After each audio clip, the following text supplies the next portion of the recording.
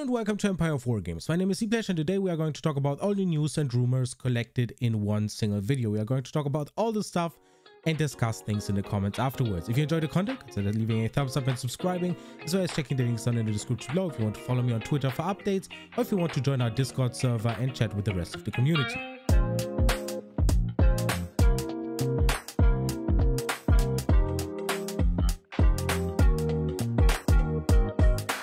Alright, so no, Empire of Wargames is not going to turn into a rumor channel. I'm just going to put all the rumors and news into one video instead of milking it. And yeah, we are going to talk about all the stuff that is currently floating around Reddit, the internet, YouTube, and all that good stuff.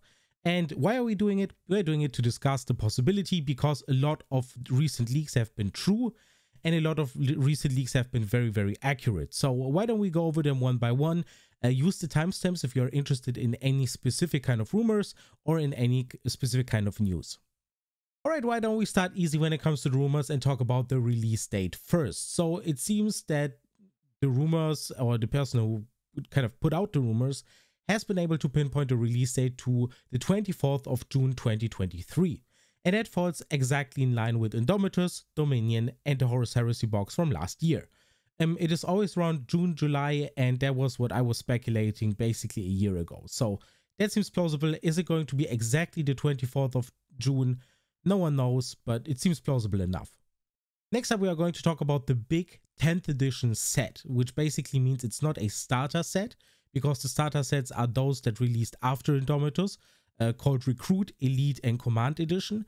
But the edition starter set is something special, something that usually only has a single print run, and something that is not going to be there for as long as the edition lasts. Usually those boxes contain the rulebook, a ton of models at a rather steep discount because, you know, all things considered, Indomitus separately is very, very expensive. And yeah, you're getting a couple of other goodies, and it's usually a big celebration of a new edition, and this box is not going to be any different. You can expect to get a book in there, the complete rule book. It's probably going to be a special edition cover without any logos on there again. And you can expect it to include Adeptus Astartes versus Tyranids. That is more or less clear.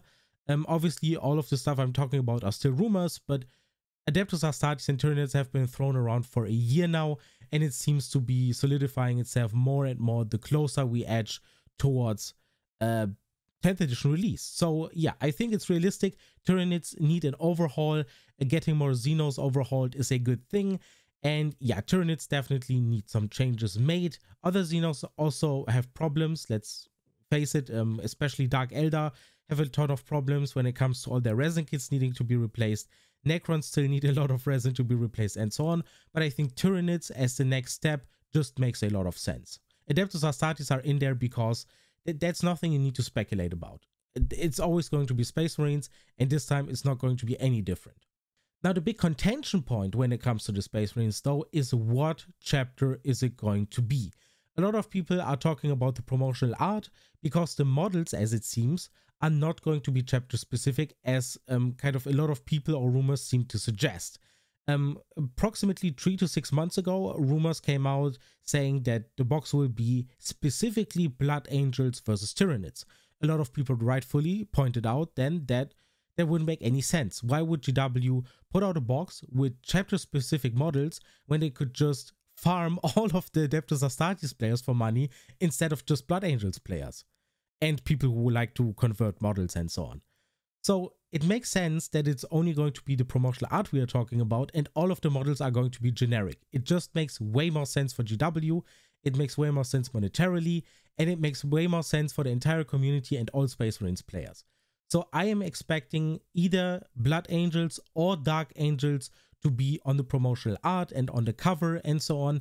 And especially Dark Angels seem to be the popular choice because all points are leading towards Arcs of Omen, the last Arcs of Omen book being Lionel Johnson, and Lionel Johnson releasing shortly after that, together, more or less together with 10th edition. And it just makes a lot of sense for the Dark Angels to get their big moment. And yeah, I just think it's going to be Dark Angels. I think the Blood Angels thing has been mostly put to the sidelines. And yeah, while I hope that the Blood Angels still get an updated Dante down the line and maybe a other different model, maybe a Primarch type model that is a Sanguinior or so on. That is definitely still possible, but I think that the focus is going to be on Dark Angels. So other than that, there are a lot of rumors surrounding kind of the narrative, the system itself, and all that good stuff. I'm not sure if it's worth talking about, so I'm just going to skim over them. So the narrative does not appear to have a time skip and so on. The Indomitus Crusade battles the Silent King and the Necrons, while Arcs of Omen the Lion will be a first step in a long-form narrative chain trying to kind of cover a different conflict, whatever. It is there, they are going to cover something, and it's probably going to have minimal impact. It's going to progress somewhat because, you know, a Primarch is returning, but it's not going to be anything crazy. Other than that, there are some rules rumors that basically say that the Psychic phase and the Command phase are combined. That's no big deal. It makes literally no difference. Toughness is now only on data sheets with heavy armor and keyword abilities. For example, Terminators, Rhinos, and Dreadnoughts. That seems not that smart. I'm not sure why that would be a thing. Either you make it easy for everyone and make it for every data sheet, or you don't. And make it more like Age of Sigmar. Not sure if that is correct. I hope not. Armor pen and invulnerable saves are unchanged.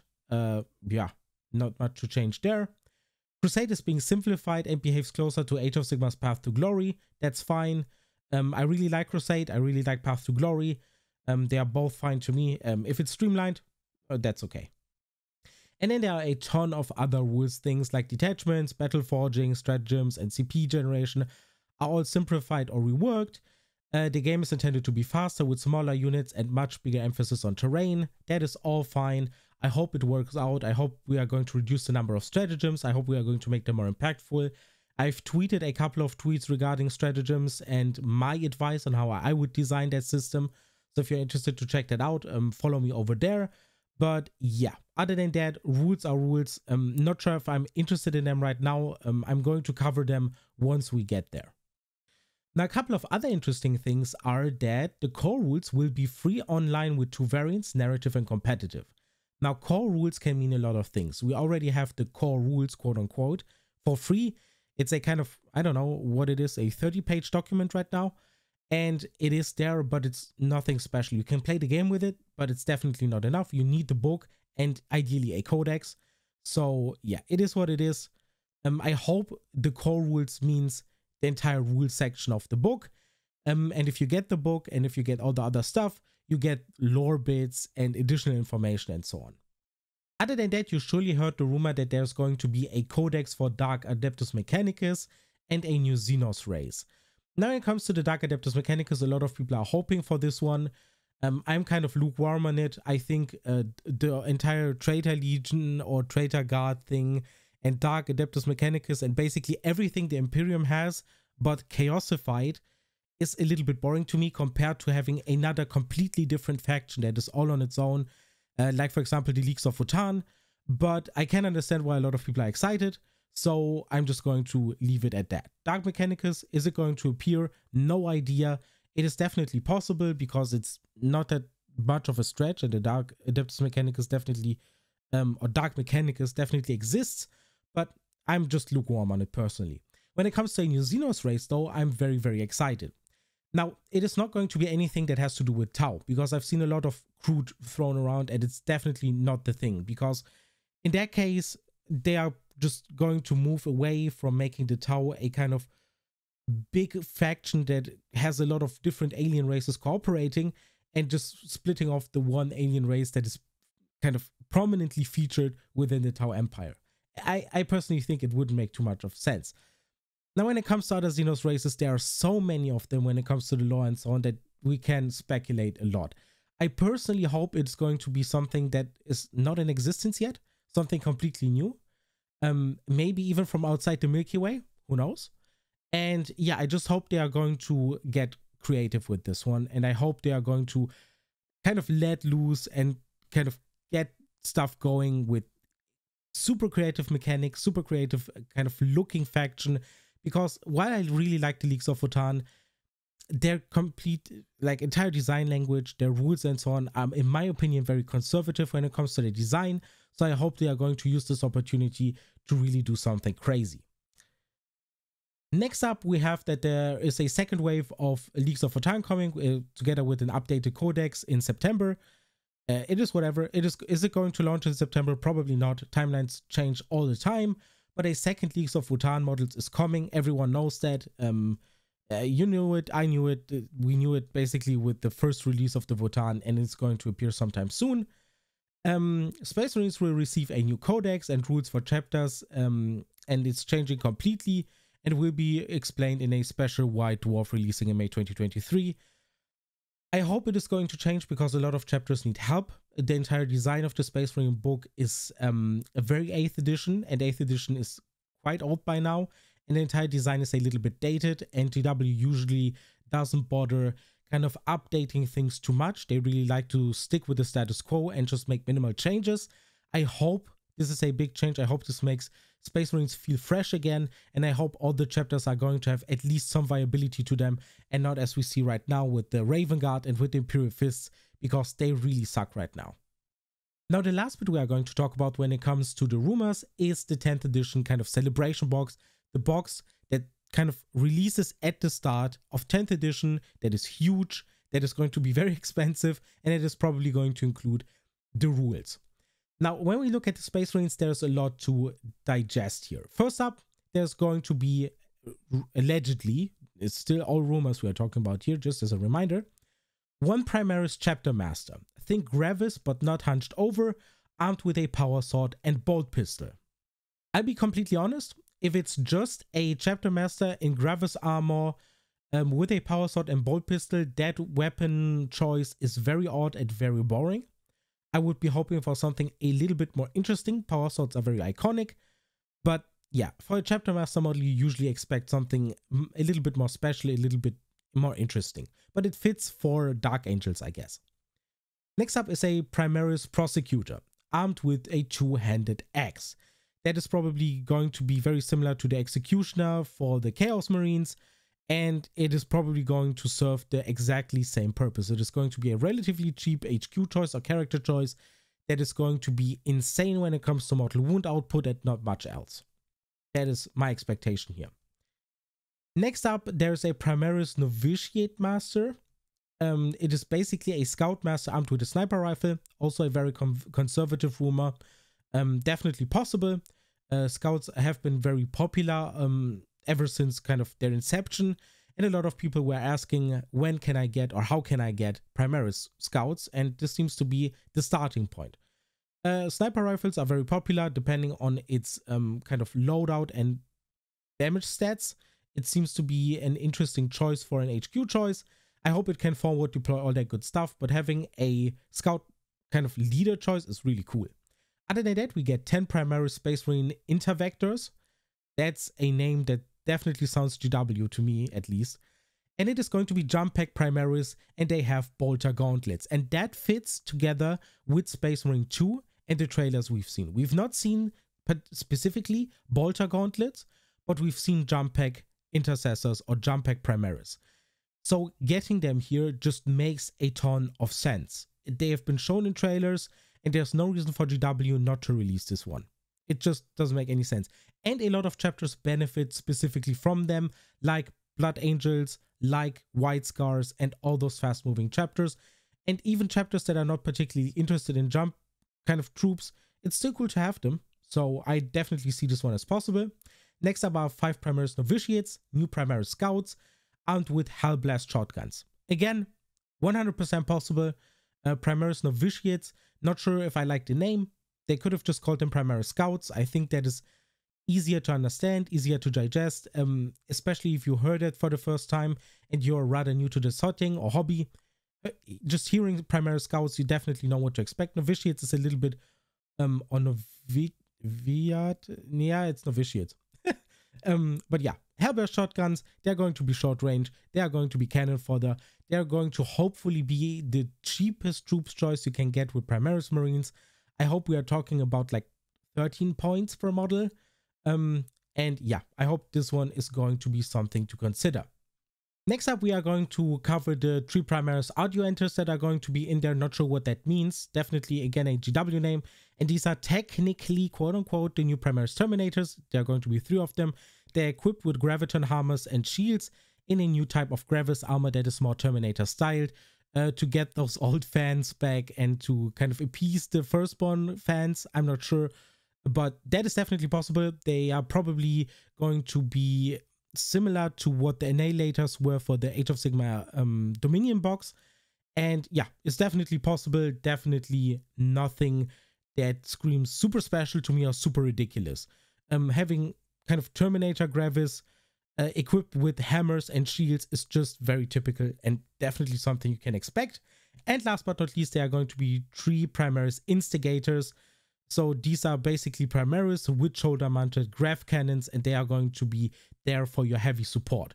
All in all of the list and the entirety of the rumored inclusion or the rumored stuff for the Space Marine side seems to make sense. It is very similar to Indomitus. It is very similar to the Stormcast half from Dominion, just to draw parallels there, because the Dominion box and Indomitus box were very, very, very, very similar. They were incredibly similar. And I just think that this one just seems very, very likely. You get a couple of character choices similar to Indomitus. You get your troops choice with the Intervectors, with the Jump Pack Marines. And then you get 3 squads of a little bit more specialized stuff. And that doesn't seem super ridiculous to me or super implausible. I can completely see that being a box and a lot of people being excited about this. Now the question is, would you be excited about Scouts and Jump Pack Marines? I think Jump Pack Marines are something that everyone can agree with. They're just cool. But what about the other stuff? Definitely let me know in the comments below, and we'll discuss things there. And next up, we are going to talk about the Tyranids half. First up, we have a non-Maleceptrix. This one is going to be a lesser incarnation of a non-queen, and I fully expect this model to be quite big.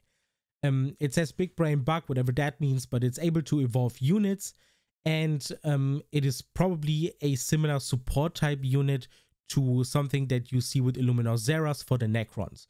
So it's probably going to be on a 60 or 80 millimeter base, quite a big model, and it seems to be a very supportive type unit. And yeah, it fits as kind of the centerpiece model of the box for the Tyranids. Then there's one Tyranid Primus.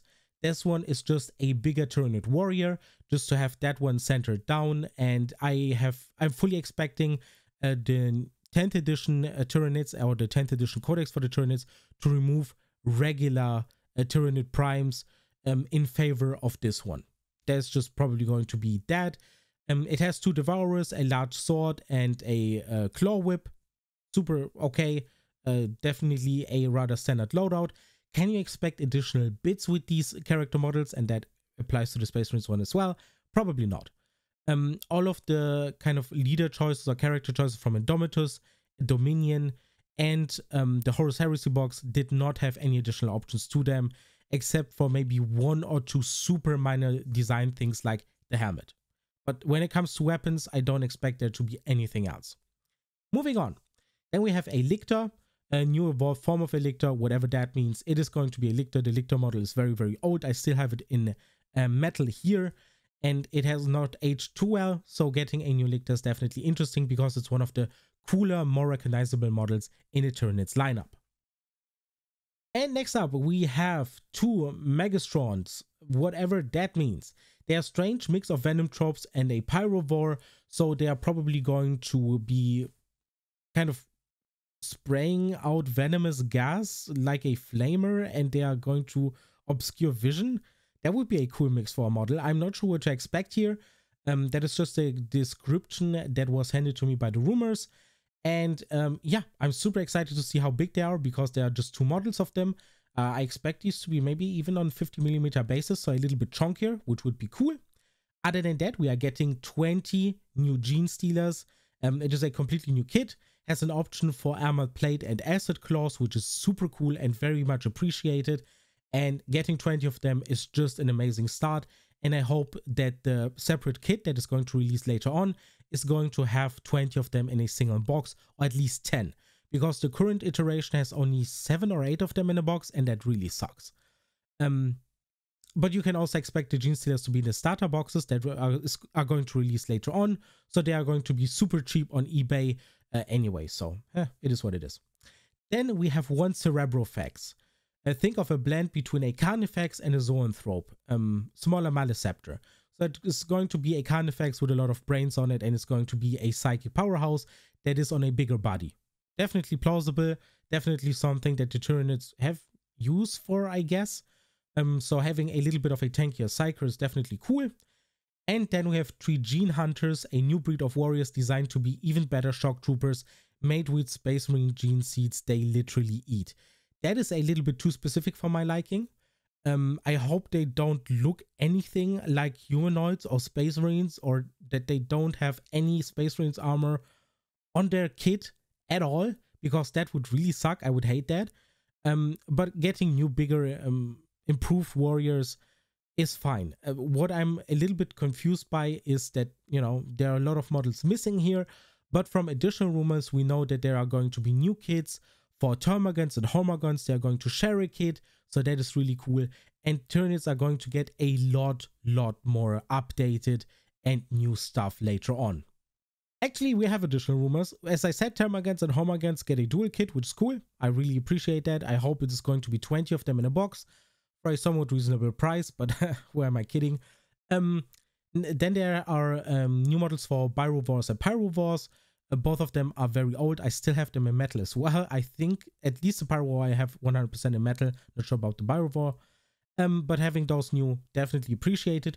New dual kit for the Cerebrofax and a new Super Carnifex, genetics based off old One Eye, whatever that means. It is going to be a huge Tyranid bug and it's going to look cool. 3 new big monster kits. They say that most NID players like their big monsters. Well, yes. And a new Red Terror model, because the current Red Terror model, quote unquote, looks just very bad. So let's keep it at that, and getting a new one would be cool, because it was, I think the Red Terror had a feature in the current Tyranid Codex. So yeah, getting that updated, definitely appreciated. And that is all with the rumors. There are some super far out rumors for Space Marines later on down the line when it comes to 10th edition, like the Overlord dropship, which is basically a smaller Thunderhawk. Primaries need a flyer, quote unquote, need. It would be cool to have one. New Demolisher tank, new veteran unit for assault intercessors. Arduan kit can make classic power fists and bolter and missile launchers. Plethora of new characters that represent the command structure. So basically, you know, captains, lieutenants, anything below that, chaplains and so on. You can expect the 10th iteration of a lieutenant. We've also seen a new one kind of teased or shown to us at the LVO release. And yeah, it is what it is. Those rumors are just too vague and they sound too far out there. But when it comes to the rest, I think there's a lot to talk about and take in here. So yeah, if you have any opinions on any of the rumors, please let me know in the comments below. I would be very interested to hear what you think. And last but not least, there's some news. I kind of told you there would be, but it is not really news. GW is going to increase the price for plastic kits, sprays, resin, and so on by 6%. Paint pots, STC brushes and so on are exempt, codexes, data cards, but mostly plastic, spray cans, and regular brushes are going to go up in price. That sucks. Warhammer is already an expensive hobby. Yes, you can take it very slow. You can buy just one box a month and call it a day. You can get definitely away with that. That is actually what I recommend a lot of people do. But we really don't need Warhammer to be even more expensive, especially when looking at these big boxes and especially when talking about the 10th edition starter box.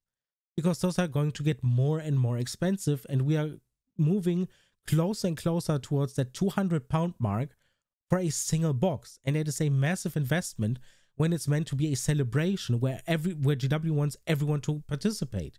They want everyone to have the book, to play the new edition, to get in there and get stuff done. And not everyone has £200 to just spend. So I'm not sure what to expect here and in the coming years. But if GW is going to increase the price by 6% or 10% every year, they're going to just price out literally everyone by 2030, no matter the inflation and no matter the circumstances. Yes, GW is a corporation. They are focused on making money. They are publicly traded and all that good stuff. But there needs to be a compromise somewhere, because they also increased the price for third-party retailers by 6% very recently. So they quote unquote technically make 12% more money. That is not how it economically works, but more or less. So yeah, I hope GW slows down now, because the last couple of years have been ridiculous when it comes to price increases. And I really hope this is the last price increase we see for the next at least 3 years. That would be cool. But yeah, that is the only kind of news thing I wanted to talk about. So yeah, it is what it is. It is a long video. Thank you so much for watching it through to the end.